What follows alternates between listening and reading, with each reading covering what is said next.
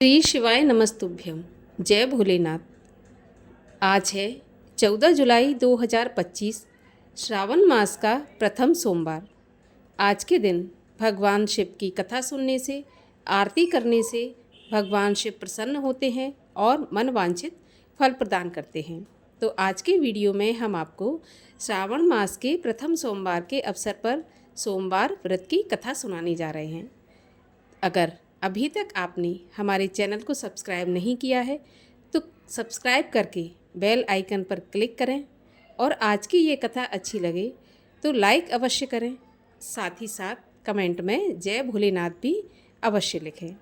तो चलिए शुरू करते हैं सावन सोमवार व्रत की कथा। एक नगर में एक बहुत धनवान साहूकार रहता था। उसके घर में धन की कमी नहीं थी, परंतु वह बहुत दुखी रहता था क्योंकि उसके कोई पुत्र नहीं था। इसी चिंता में वह दिन रात दुखी रहता था। पुत्र की कामना के लिए वह प्रत्येक सोमवार को शिवजी का व्रत और पूजन किया करता था तथा सायंकाल मंदिर में जाकर शिवजी के सामने दीपक जलाया करता था। उसके इस भक्ति भाव को देखकर एक समय माता पार्वती ने शिवजी से कहा कि महाराज, ये साहूकार आपका अनन्य भक्त है, सदैव आपका व्रत और पूजन बड़ी श्रद्धा से करता है। आपको इसकी मनोकामना अवश्य पूरी करनी चाहिए। शिवजी बोले, हे पार्वती, ये संसार कर्म क्षेत्र है। जैसा यहाँ पर मनुष्य कर्म करता है वैसा ही उसको फल भोगना पड़ता है। माता पार्वती ने अत्यंत आग्रह से कहा, महाराज, जब यह आपका अनन्य भक्त है और अगर इसको किसी प्रकार का दुख है तो उसे आपको अवश्य दूर करना चाहिए। आप तो सदैव अपने भक्तों पर दयालु रहते हैं और उनके दुखों को दूर करते हैं। यदि आप ऐसा नहीं करेंगे तो मनुष्य आपका पूजन और व्रत भला क्यों करेंगे। माता पार्वती का ऐसा आग्रह देखकर भगवान शिव कहने लगे, पार्वती, इसके कोई पुत्र नहीं है, इसी चिंता में यह अति दुखी रहता है। इसके भाग्य में पुत्र ना होने पर भी मैं इसको पुत्र प्राप्ति का वरदान देता हूँ, परंतु वह पुत्र केवल 12 वर्ष तक ही जीवित रहेगा। इसके पश्चात वह मृत्यु को प्राप्त हो जाएगा। इससे अधिक मैं इसके लिए कुछ नहीं कर सकता। माता पार्वती और भगवान शिव का ये वार्तालाप वह साहूकार सुन रहा था। इससे उसको ना तो प्रसन्नता हुई और ना ही दुख हुआ। वह पहले की भांति शिवजी का व्रत और पूजन करता रहा। कुछ समय के पश्चात साहूकार की पत्नी गर्भवती हुई और 10वें महीने उसके गर्भ से अति सुंदर पुत्र उत्पन्न हुआ।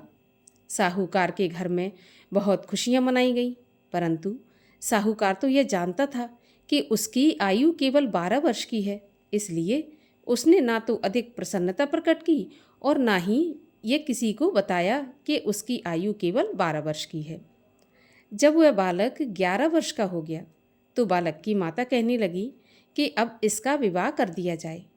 तो साहूकार बोला, अभी मैं इसका विवाह नहीं करूँगा, मैं अपने पुत्र को पहले काशी पढ़ने के लिए भेजूँगा। साहूकार ने बालक के मामा को बुलाकर उसको बहुत सा धन देकर कहा कि तुम इस बालक को काशी पढ़ने के लिए ले जाओ और रास्ते में जिन जिन स्थानों से भी जाओ, यज्ञ करते, ब्राह्मणों को भोजन कराते और दक्षिणा देते हुए जाना। अब दोनों मामा भांजे यज्ञ करते, ब्राह्मणों को भोजन कराते और दक्षिणा देते हुए काशी की ओर चल पड़े। रास्ते में एक शहर पड़ा।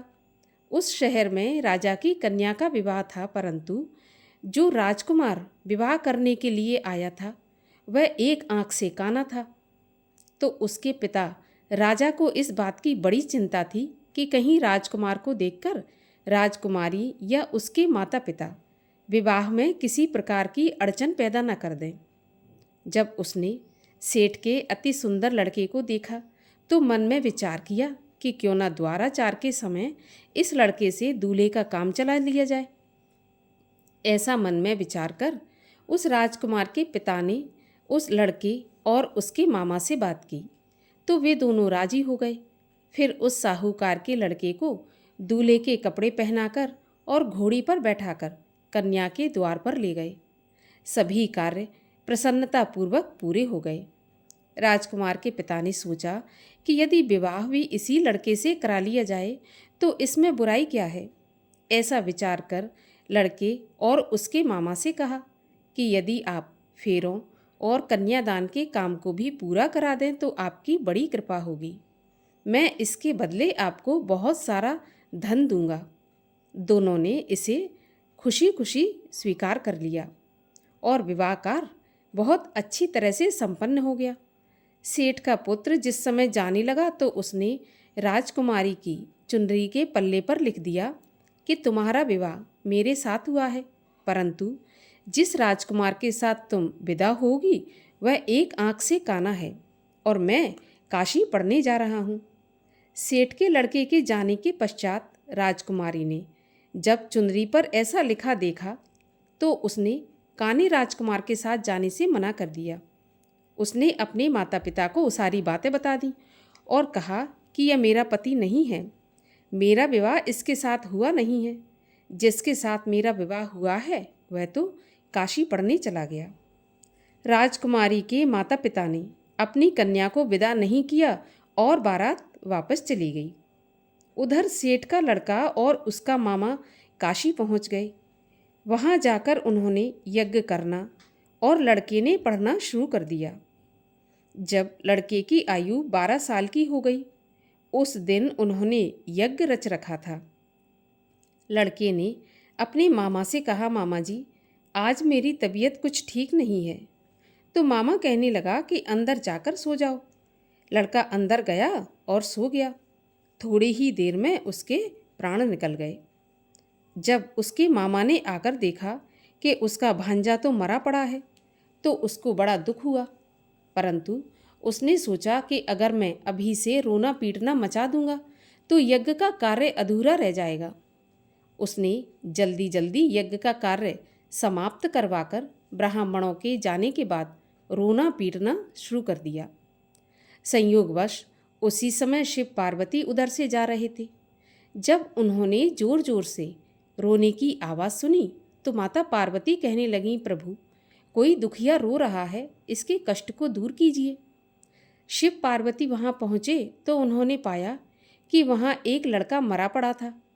माता पार्वती कहने लगी, महाराज यह तो वही सेठ का लड़का है जो आपके वरदान से उत्पन्न हुआ था। शिवजी कहने लगे, पार्वती इसकी आयु इतनी ही थी और यह भोग चुका। तब पार्वती जी कहने लगी, महाराज इस बालक को कुछ आयु और दे दो, नहीं तो इसके माता पिता तड़प तड़प कर मर जाएंगे। माता पार्वती के बार बार आग्रह करने पर शिवजी ने उसको जीवन का वरदान दे दिया। शिवजी की कृपा से वह लड़का जीवित हो गया। शिव और माता पार्वती कैलाश पर्वत पर चले गए। शिक्षा पूर्ण होने पर वह लड़का और उसका मामा उसी प्रकार यज्ञ करते, ब्राह्मणों को दान देते, भोजन कराते, दक्षिणा देते अपने घर की ओर चल पड़े। रास्ते में उसी शहर में आए जहाँ उस लड़के का वहाँ की राजकुमारी के साथ विवाह हुआ था। वहाँ आकर उन्होंने यज्ञ आरंभ कर दिया। उस लड़के के ससुर वहाँ के राजा ने उसको पहचान लिया और महल में ले जाकर उसकी बहुत आवभगत की।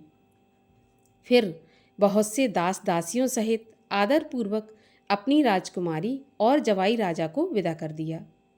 जब वे अपने शहर के निकट आए तो मामा ने कहा कि मैं पहले तुम्हारे घर जाकर तुम्हारे माता पिता को खबर करके आता हूँ। जब उस लड़के का मामा घर पहुँचा तो उसने देखा कि लड़के के माता पिता घर की छत पर बैठे थे। उन्होंने यह प्रण करके रखा था कि यदि हमारा पुत्र कुशलता से लौट आया तो हम राजी खुशी नीचे आ जाएंगे और नहीं तो छत से कूदकर अपने प्राण दे देंगे।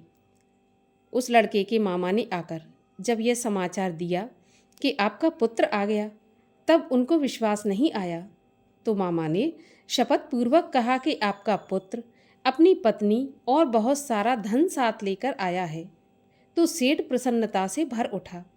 सेठ सेठानी आनंदपूर्वक नीचे आए। बाहर आकर उन्होंने अपने पुत्र तथा उसकी पत्नी का भरपूर स्वागत किया। सभी प्रसन्नता के साथ रहने लगे।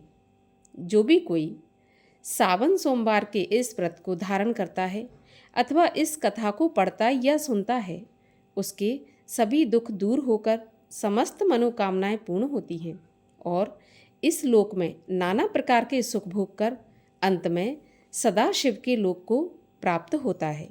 बोलिए शिव शंकर महादेव की जय। माता पार्वती की जय। भगवान शिव की आरती।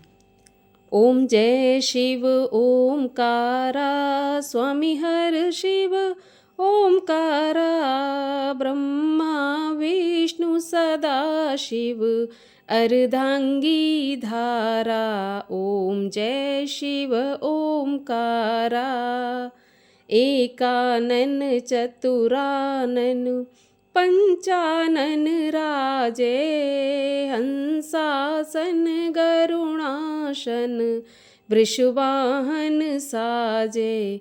ओम जय शिव ओमकारा, दो भुज चार चतुर्भुज, 10 भुज ते सोहे, तीनों रूप निरखता, त्रिभुवन जन मोहे।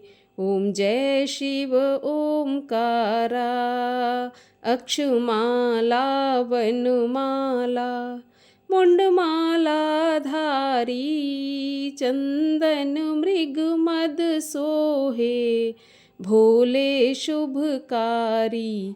ओम जय शिव ओमकारा, श्वेतांबर पीतांबर बाघंबर अंगे, सनकादिक ब्रह्मादिक भूतादिक संगे।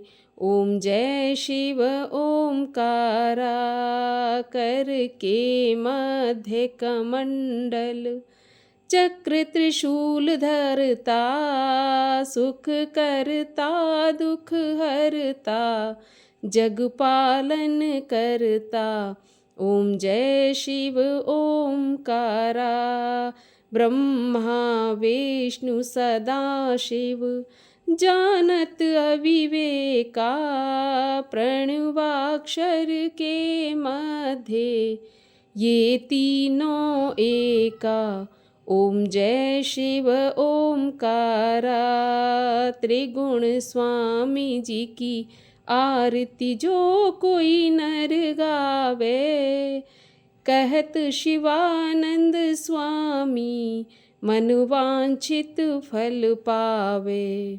ओम जय शिव ओमकारा।